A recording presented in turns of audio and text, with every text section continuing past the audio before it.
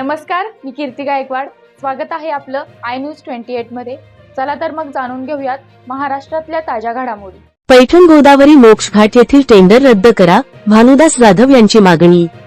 पैठण येथील मोक्षघाटचे टेंडर लवकरात लवकर रद्द करा व या टेंडरमधून रक्षाविसर्जन, अस्थि विसर्जन तसेच दशक्रिया पूजेचे साहित्य विकणाऱ्यांना टेंडरमधून वगळण्यात यावे. या प्रमुख मागणीकरिता पैठण येथील संतनगर, साठेनगर, लवजीनगर येथील रहिवासीसह पैठण शहरातील मोठ्या संख्येने दलित बांधव यांनी भानुदास जाधव यांच्या नेतृत्वाखाली पाचोडचे सरपंच तथा पैठणचे आमदार विलास पाटील गुमरे यांचे प्रतिनिधी यांना पंचायत समिती कार्यालय येथे या मागण्यांचे निवेदन दिनांक डिसेंबर 24 रोजी देण्यात आले.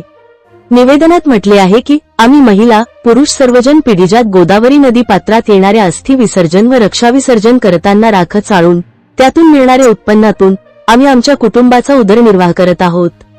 त्याचप्रमाणे मोक्षघाटावर दशक्रिया विधीच्या पूजेचे साहित्य विक्री करून उदरनिर्वाह करत आहोत.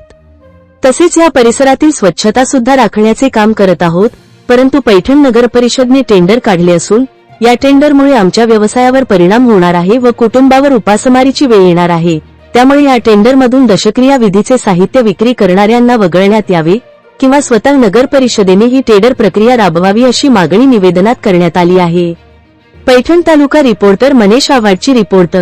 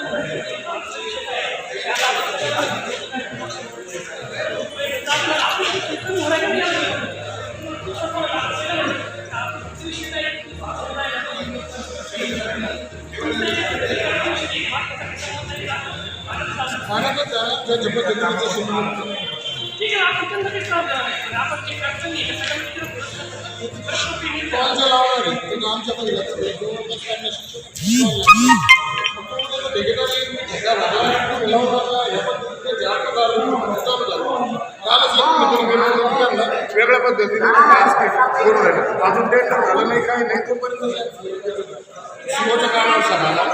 आता तुम्ही त्याचं लक्ष घाला. आमच्यामधून बापूला तुम्ही सांगा पुन्हा या चेकपॉइंटवर माझ्या या पद्धतीत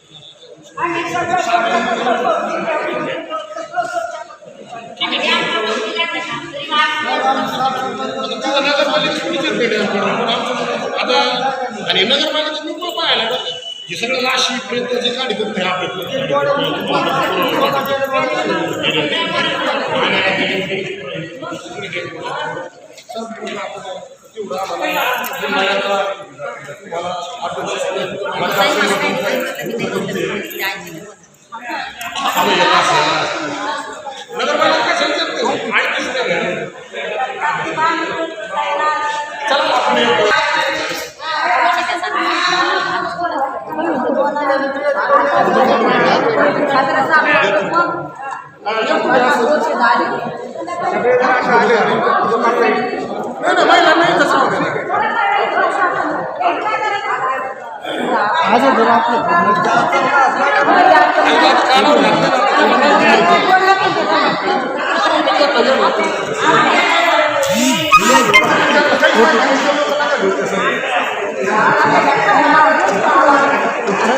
राहू